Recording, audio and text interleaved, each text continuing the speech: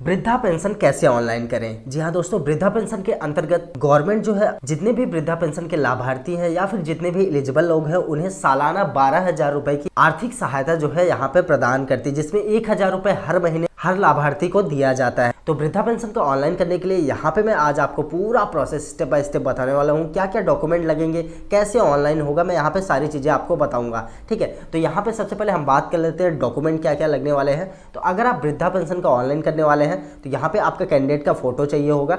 दूसरा यहाँ पे कैंडिडेट का आधार कार्ड चाहिए होगा जिसमें उनकी उम्र कम से कम 60 साल दिखनी चाहिए। ठीक है, 60 साल के ऊपर ही आप वृद्धा पेंशन के लिए ऑनलाइन कर सकते हैं दोस्तों। और तीसरा डॉक्यूमेंट यहाँ पे हमारा होने वाला है आय प्रमाण पत्र। ठीक है, आपका इनकम सर्टिफिकेट यहाँ पे होना चाहिए। और चौथा डॉक्यूमेंट जो होने वाला है दोस्तों वो हमारा यहाँ पे बैंक पासबुक होने वाला है। बस यहाँ पे हमारा 4 डॉक्यूमेंट लगने वाला है, आपका आधार कार्ड, बैंक पासबुक, आय प्रमाण पत्र और कैंडिडेट की फोटो। यहाँ पे यही 4 चीजें हमें लगने वाली हैं। तो ये सारे डॉक्यूमेंट को रेडी करने के बाद चलिए हम देखते हैं कि इसको ऑनलाइन कैसे करना है। ऑनलाइन होने के बाद हमारी पेंशन कैसे और कितने दिनों में आ जाएगी। तो वृद्धा पेंशन का फॉर्म ऑनलाइन करने के लिए दोस्तों सबसे पहले आपको अपना कोई भी एक ब्राउजर ओपन कर लेना है, गूगल क्रोम या कोई भी एक ब्राउजर ओपन करेंगे। इसके बाद यहाँ पे आपको सर्च करना है SSPY, 2 बार SS लिखना है, इसके बाद PY आपको लिख देना है। ठीक है, SSPY लिख के एंटर कर देना है। तो जैसे दोस्तों आप SSPY लिख के सर्च करेंगे यहाँ पे यूपी पेंशन स्कीम की वेबसाइट हमारे सामने आ जाती है। मैं यहाँ पे उत्तर प्रदेश वालों के लिए बता रहा हूँ। तो यहाँ पे आपको यूपी पेंशन स्कीम पे क्लिक कर देना है। तो यहाँ पे दोस्तों आप देख सकते हैं हमारे सामने यहाँ पे यूपी पेंशन स्कीम की जो वेबसाइट है, एकीकृत सामाजिक पेंशन पोर्टल हमारे सामने यहाँ पे ओपन हो गया है। तो यहाँ पे आप देखेंगे अभी आप होम पेज पे हैं। ठीक है, अगर आप यहाँ पे वृद्धावस्था पेंशन भरना चाहते हैं जो 60 साल जिसे हम बोलते हैं, तो यहाँ पे वृद्धावस्था पेंशन, निराश्रित मतलब विधवा महिला होता है। ठीक है, दिव्यांग एंड कुष्ठावस्था पेंशन यहाँ पे आपको मिल जाएगा। तो मैं आज इस फॉर्म में आपको वृद्धावस्था पेंशन दिखाने वाला हूँ। तो वृद्धावस्था पेंशन पे क्लिक करना है आपको। तो वृद्धावस्था पेंशन पे क्लिक करते हैं दोस्तों आप यहाँ पे देख सकते हैं हम वृद्धावस्था के पेज पे आ गए हैं। तो यहाँ पे आपको बीच वाले सेक्शन में आना है यहाँ पे। ठीक है, तो यहाँ पे आप देखेंगे 3 ऑप्शन आपको मिलता है। सबसे पहले ऑनलाइन आवेदन करें, दूसरा आवेदक लॉगिन, तीसरा यहाँ पे पात्रता है। तो पात्रता मैंने पहले ही आपको बता दी है, तो हम सीधा यहाँ पे ऑनलाइन आवेदन करेंगे। ठीक है, आवेदन लॉगिन भी हमें यहाँ पे करना पड़ेगा बीच में, तो मैं उसको आपको स्टेप बाय स्टेप बताता रहूँगा। तो सबसे पहले चलिए ऑनलाइन आवेदन करने पे क्लिक करते हैं। इसके बाद नए टाइम में दोस्तों आपका वृद्धावस्था का पेंशन का फॉर्म यहाँ पे ओपन हो जाएगा। ठीक है, आप देख सकते हैं यहाँ पे समाज कल्याण विभाग द्वारा संचालित वृद्धावस्था पेंशन है। तो आवेदन पत्र भरे पे यहाँ पे ऑप्शन आ जाता है। ये बहुत बड़ा फॉर्म नहीं है। ठीक है, 4-5 सेक्शन में डिवाइडेड है। मैं सारे सेक्शन को स्टेप बाय स्टेप यहाँ पे आपको बताने वाला। और एक चीज़ आपको बता दूं दोस्तों, अगर कहीं पे भी आपको कन्फ्यूजन या डाउट होता है तो आप कमेंट में बेझिझक पूछिएगा, मैं जरूर रिप्लाई करूँगा। ठीक है, तो यहाँ पे सबसे पहले आपका व्यक्तिगत विवरण आता है, बेसिक डिटेल। यहाँ पे इसमें आपका जनपद आ जाता है, डिस्ट्रिक्ट। सबसे पहले आपको अपनी डिस्ट्रिक्ट चूज करनी है। आप जिस भी डिस्ट्रिक्ट से बिलोंग करते हैं आपके यहाँ पे पूरी डिस्ट्रिक्ट की लिस्ट आ जाएगी, वो डिस्ट्रिक्ट आपको चूज करना है। डिस्ट्रिक्ट चूज करने के बाद यहाँ पे निवासी पूछता है। निवासी में आपको देखना है कि आप नगरी से आते हैं, शहर या कस्बे से हैं तो नगरी पे चूज करना है। अगर आप गाँव एरिया से तो यहाँ पे ग्रामीण पे चेक मार्क करना है। देन इसके बाद दोस्तों यहाँ पे तहसील आ जाता है। तो यहाँ पे सेलेक्ट पे क्लिक करेंगे तो आपकी तहसील की लिस्ट आ जाएगी, तो आपको अपना तहसील चूज करना है। इसके बाद यहाँ पे आ जाता है आवेदक का नाम। अब यहाँ पे नाम जो आधार कार्ड पर अंकित है वही यहाँ पे डालना है। ठीक है, एक चीज़ आप क्लियर कर लेंगे, आप लेटेस्ट आधार कार्ड अगर आपने चेंज करवाया है तो आप अपना नया वाला आधार कार्ड डाउनलोड करके उसी के हिसाब से फॉर्म फिल करेंगे। क्योंकि यहाँ पे अगर आप आधार कार्ड के हिसाब से नाम नहीं डालेंगे तो आखिरी में एक ऑथेंटिकेशन होता है, वहाँ पे आपका ऑथेंटिकेट नहीं होगा। तो यहाँ पे आपको कैंडिडेट का नाम डालना है आधार कार्ड के हिसाब से। इसके बाद यहाँ पे जेंडर चूज करना है, मेल है फीमेल है जो भी है आपको चूज कर लेना है। देन यहाँ पे जन्म तारीख आती है, डेट ऑफ बर्थ हमें यहाँ पे चूज करना है। डेट ऑफ बर्थ के लिए हमें कैलेंडर पे क्लिक करना है। देन इसके बाद यहाँ पे सबसे पहले आप ऐसे बैक जाएंगे तो यहाँ पे ईयर आपको चूज करनी है। इसके बाद मंथ, देन जो भी आपकी डेट है वो डेट यहाँ पे आपको चूज कर लेना है। तो इसके बाद उनके पिता या पति का नाम यहाँ पे डाल देना है। अगर आप लेडीज़ का कर रहे हैं तो पति का नाम डालना है, अगर आप किसी जेंट्स का कर रहे हैं तो यहाँ पे आपको उनके पिता का नाम डाल देना है। इसके बाद यहाँ पे श्रेणी आता है, कैटेगरी में आपको सेलेक्ट कैटेगरी पे क्लिक करना है। आप जनरल कैटेगरी से आते हैं, माइनॉरिटी कैटेगरी से आते हैं या फिर ओबीसी अन्य पिछड़ा वर्ग आते हैं या SC ST जिस भी कैटेगरी से आते हैं आपको यहाँ पे चूज कर लेना है। इसके बाद यहाँ पे संपर्क सूत्र पूछता है, तो यहाँ पे आपको अपना मोबाइल नंबर डालना है। देन सेम मोबाइल नंबर दोबारा से यहाँ पे आपको कंफर्म करना पड़ेगा। देन यहाँ पे पूरा पता पूछता है, तो अब देखिए कंप्लीट एड्रेस आपको कैसे डालना है। अगर आप गाँव से आते तो यहाँ पे फुल एड्रेस में आपको आना है। इसके बाद यहाँ पे लिखना है विलेज। देन आपको अपने गांव का नाम, जो भी आपका गांव है उस गांव का नाम यहाँ पे लिख देना है। इसके बाद इसी में आपको लिखना है पोस्ट। देन आपको अपने पोस्ट का नाम, देन इसके बाद इसी में आपको तहसील भी लिख देना है। ठीक है, आपको अपना तहसील का नाम यहाँ पे लिखना है। देन यहाँ पे डिस्ट्रिक्ट, इसके बाद आपका डिस्ट्रिक्ट का, देन आपको अपने एरिया का पिन कोड यहाँ पे डाल देना है। पूरा कंप्लीट एड्रेस जो आधार कार्ड पे सेम टू सेम यहाँ पे डाल देना है। इसके बाद हम आ जाते हैं बैंक का विवरण में। तो बैंक के विवरण में दोस्तों यहाँ पे सबसे पहले पूछता है बैंक का नाम। तो जिनका आप फॉर्म फिल कर रहे हैं उनका कौन से बैंक में अकाउंट है, यहाँ पे आपको बैंक चूज करना है। देन बैंक चूज करने के बाद यहाँ पे नेम ऑफ ब्रांच आता है, तो यहाँ पे पूरे ब्रांच की लिस्ट आ जाएगी उस बैंक की जहाँ जहाँ पे उनका ब्रांच है। तो आपको सेलेक्ट कर लेना है कौन सी ब्रांच में उनका अकाउंट है, ठीक है। देन इसके बाद यहाँ पे खाता नंबर पूछता है, तो नंबर है वो यहाँ पे डाल देना, खाता संख्या यहाँ पे। देन दोबारा से यहाँ पे अकाउंट नंबर को कंफर्म करना है, दोबारा से यहाँ पे डालना है। और एक चीज आप यहाँ पे देखेंगे, जैसे आप यहाँ पे ब्रांच चूज करेंगे दोस्तों, यहाँ पे जो IFSC कोड होता है वो ऑटोमेटिक यहाँ पे आ जाएगा, आपको मैनुअल फिल करने की कोई जरूरत नहीं है। बाद हम आ जाते हैं यहाँ पे आय का विवरण में। यहाँ पे हमें आय प्रमाण पत्र की डिटेल देनी है। तो यहाँ पे सबसे पहले पूछता है इनकम एप्लीकेशन नंबर। तो आप अपने आय प्रमाण पत्र में लेफ्ट साइड की तरफ ऊपर में देखेंगे आवेदन संख्या होता है, तो वो आवेदन संख्या यहाँ पे आपको डाल देना है, जो भी आवेदन संख्या है। इसके बाद यहाँ पे पूछता है इनकम सर्टिफिकेट नंबर। तो यहाँ पे आय प्रमाण पत्र का जो प्रमाण पत्र क्रमांक है, जो आवेदन संख्या के नीचे लिखा होगा आपके लेफ्ट साइड में ऊपर की तरफ, वो चीज़ यहाँ पे आपको लिख देनी है, ठीक है। इसके बाद हम आ जाते हैं दस्तावेज में। यहाँ पे हमें डॉक्यूमेंट अपलोड करना है। डॉक्यूमेंट में यहाँ सबसे पहले हमारी फोटो अपलोड करनी है। फोटो जो है JPG या JPEG फॉर्मेट में होना चाहिए। यहाँ पे 20 KB से ज़्यादा हमारी फोटो नहीं होनी चाहिए। यहाँ पे हम चूज फाइल करके फोटो अपलोड कर लेते हैं।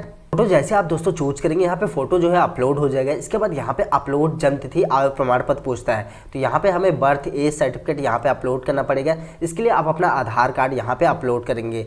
आधार कार्ड जो है यहाँ पे PDF फॉर्मेट में होना चाहिए और 200 KB से ज़्यादा नहीं होना चाहिए। तो चलिए चूज फाइल करके हम अपना आधार कार्ड यहाँ पे अपलोड कर लेते हैं। यहाँ पे हमारा आधार कार्ड भी अपलोड हो गया है। इसके बाद यहाँ पे हम आ जाते हैं डिक्लेरेशन में। यहाँ पे डिक्लेरेशन में आपको चेक मार्क करना है, यानी जो कैप्चा दिख रहा है कैप्चा यहाँ पे डाल के सबमिट पे क्लिक कर देना है। जैसे आप सबमिट करेंगे दोस्तों, यहाँ पे आपका वृद्धावस्था पेंशन हेतु पंजीकरण फॉर्म सफलतापूर्वक भरा जा चुका है ऐसा मैसेज आएगा। यहाँ पे आपका पंजीकरण संख्या आ जाता है, ठीक है। तो ये जो पंजीकरण संख्या है यही आपका रजिस्ट्रेशन नंबर है। ये टेक्स्ट मैसेज के थ्रू भी आपके पास चला जाता है। तो अब हमारा यहाँ पे जो फर्स्ट स्टेप है यहाँ पे कंप्लीट हो गया है। अब इसके बाद सेकंड स्टेप हमें फॉर्म को यहाँ पे कंप्लीट करना पड़ेगा। इसके लिए कृपया आवेदन की स्थिति के लिए यहाँ क्लिक करके लॉगिन करें पे क्लिक करना है। इसके बाद दोस्तों आप पंजीकृत आवेदन लॉगिन पे आ जाएंगे, ठीक है। यहाँ पे पंजीकृत आवेदन करता लॉगिन पे आ जाएंगे। तो यहाँ पे सेलेक्ट पेंशन स्कीम है, तो यहाँ पे आपको सेलेक्ट करना है आप कौन सा फॉर्म फिल कर रहे थे। ओल्ड एज 60 साल पेंशन जो वृद्धा पेंशन होता है, विडो मतलब विधवा, या फिर दिव्यांग पेंशन आप फिल करें। तो मैं अभी यहाँ पे ओल्ड एज पेंशन फिल कर रहा था। तो अभी जो रजिस्ट्रेशन नंबर मिला वो रजिस्ट्रेशन नंबर आपको यहाँ पे डालना है। देन जो मोबाइल नंबर अभी आपने डाला है फॉर्म में, वो मोबाइल नंबर यहाँ पे डाल के सेंड OTP पे क्लिक करना है। तो जैसे आप सेंड OTP पे क्लिक करेंगे दोस्तों, OTP आपके मोबाइल नंबर पर भेज दी जाएगी। अगर आपके पास OTP नहीं आता तो आपको 1 मिनट यहाँ पे वेट करना है, कम से कम 1 से 2 मिनट। OTP आपके पास आ जाएगी। देन OTP यहाँ पे डालना है। इसके बाद ये जो कैप्चा दिख रहा है, कैप्चा यहाँ पे डाल के लॉगिन पे क्लिक करना है। जैसे दोस्तों आप लॉगिन करेंगे, अब यहाँ पे आप डैशबोर्ड में लॉगिन हो गए हैं। तो अभी आपका यहाँ पे सिर्फ एक स्टेप यहाँ पे कंप्लीट हुआ है। यहाँ पे देख सकते हैं एप्लीकेंट फिल बाय एप्लीकेंट, यहाँ पे सिर्फ पहला जो है यहाँ पे हमारा स्टेप कंप्लीट हुआ है, ठीक है। अभी सेकंड स्टेप हमें कंप्लीट करना है। इसके बाद थर्ड स्टेप हमारा यहाँ पे बहुत ही जरूरी है, 3 स्टेप हमें कंप्लीट करना है। तो चलिए सेकंड स्टेप को कंप्लीट करने के लिए यहाँ पे आपको स्टेप 2 यहाँ पे मिल जाता है, application pending for final lock. इस पे आपको क्लिक करना है। इसके बाद एक बार दोबारा से आपका पूरा फॉर्म यहाँ पे ओपन हो जाएगा, ठीक है। पूरा फॉर्म रीओपन हो जाएगा। एक बार आपको मैच करना है कि सब कुछ सही है कि नहीं, ठीक है। सारी चीजें यहाँ पे आपको देख लेनी है, सब कुछ सही है कि नहीं। अगर आपको लगता है कुछ भी चेंज करना है तो यहाँ पे आप चेंज कर सकते हैं, क्योंकि आप फाइनल लॉक कर देंगे तो आप चेंज नहीं कर पाएंगे, ठीक है। तो मेरा यहाँ पे सब कुछ सही है। तो यहाँ पे आपको डिक्लेरेशन पे चेक मार्क करना है। फिर जो कैप्चा दिख रहा है, ये कैप्चा यहाँ पे आपको डाल देना है। कैप्चा डालने के बाद अगर आपने कोई डिटेल यहाँ पे चेंज करी है तो सबसे पहले यहाँ पे अपडेट डिटेल पे आपको क्लिक करना है। इसके बाद यहाँ पे फाइनल सबमिट पे क्लिक करना है, ठीक। तो मैंने यहाँ पे कोई डिटेल तो अपडेट नहीं करी, तो मैं डायरेक्ट यहाँ पे फाइनल सबमिट पे क्लिक करूंगा। तो फाइनल सबमिट करते ही यहाँ पे आर यू श्योर करके पूछता है, तो यहाँ पे आपको ओके कर देना है। तो यहाँ पे आप देखेंगे जैसे आप सबमिट करेंगे सक्सेस फॉर्म फाइनली सबमिटेड यहाँ पे आ जाता है। तो यहाँ पे अब आपका फॉर्म जो है फाइनली सबमिट हो गया। अब इसमें कोई भी करेक्शन नहीं हो सकता है, तो इसको आपको ओके करना है। देन इसके बाद आप देखेंगे यहाँ पे सेकंड स्टेप भी हमारा कंप्लीट हो गया। नीचे भी आप देखेंगे यहाँ पे स्टेप बढ़ता हुआ दिख रहा है आपको, ठीक है। अब हमें यहाँ पे थर्ड स्टेप जो हमारा आधार से ऑथेंटिकेशन होता है वो यहाँ पे करना पड़ेगा। इसके लिए स्टेप 3 यहाँ पे application pending for Aadhaar verification, इस पे क्लिक करना है। देन यहाँ पे आपकी बेसिक डिटेल आ जाती है ऊपर। तो यहाँ पे आधार सत्यापन नीचे आ पाएंगे, तो यहाँ पे आधार सत्यापन का एक सेक्शन बना है। तो इसमें देखिए आवेदक का नाम है इसमें, तो आवेदक का नाम जो आधार कार्ड पे है वो चीज़ यहाँ पे होनी चाहिए सेम टू सेम। अगर आपने फॉर्म में कुछ और डाल दिया है तो यहाँ पे जो है एक बार और आप चेंज कर सकते हैं नाम, ठीक है। आपको देख लेना आधार कार्ड के हिसाब से सेम टू सेम नाम होना चाहिए, क्योंकि 3 बार से ज़्यादा अगर आप यहाँ पे कोशिश करेंगे तो फॉर्म आपका लॉक हो जाएगा। इसके बाद यहाँ पे आधार नंबर पूछता है, तो यहाँ पे कैंडिडेट का आधार नंबर डालना है। देन यहाँ पे जेंडर जो है ऑटोमेटिक यहाँ पे सेलेक्ट होके आएगी। देन इसके बाद दोस्तों यहाँ पे डेट ऑफ बर्थ आता है, तो यहाँ पे डेट ऑफ बर्थ में देखेंगे आप यहाँ पे फॉर्मेटिंग DDMMY करके है, ठीक है, मतलब पहले डेट डालना है, इसके बाद महीना, इसके बाद ईयर, लेकिन यहाँ पे कुछ उल्टा है, ठीक है। आप यहाँ पे अगर अपना इस हिसाब से डालेंगे तो एक एरर आएगा आपके पास। तो एरर में क्या आएगा, यहाँ एरर में सबसे पहले आपको अपना ईयर डाल देना है, ठीक है। तो यहाँ पे ईयर डालना है, साल जो है आपको डालना है, जैसे 1960, 1962, 63 जो भी है, पहले साल डालना है, उसके बाद महीना, उसके बाद डेट डालना है, तब ये लेगा, ठीक। तो यहाँ पे आप देख सकते हैं अगर आपका सब कुछ सही रहेगा तो यहाँ पे आधार ऑथेंटिकेशन सक्सेड का मैसेज आ जाएगा।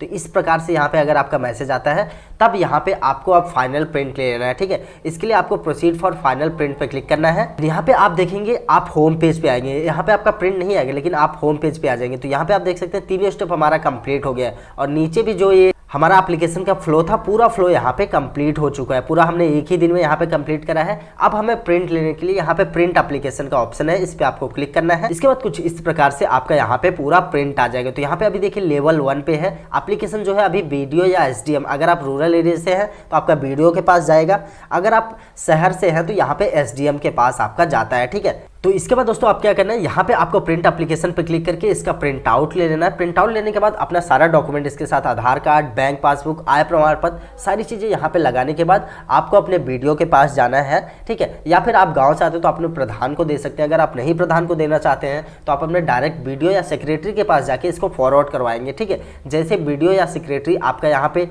रिपोर्ट लगा देंगे तो ये लेवल 2 पे चला जाता है, ठीक है। ये DWO ऑफिसर के पास चला जाएगा। तो DWO ऑफिसर जैसे ही वेरीफाई करेंगे तो यहाँ पे आपका DWO फॉरवर्डेड करके आ जाएगा। DWO फॉरवर्ड करने के बाद दोस्तों यहाँ पे आपका जो है पेंशन आनी स्टार्ट हो जाएगी। दोस्तों उम्मीद करता हूँ आपने अपना फॉर्म जरूर फिल कर लिया होगा। अगर आपका कोई भी कन्फ्यूजन या डाउट है तो आप कमेंट के जरिए या फिर इंस्टाग्राम पे मैसेज करके पूछ सकते हैं। अगर आपको वीडियो पसंद आया हो तो वीडियो को लाइक, शेयर और चैनल को सब्सक्राइब जरूर करें।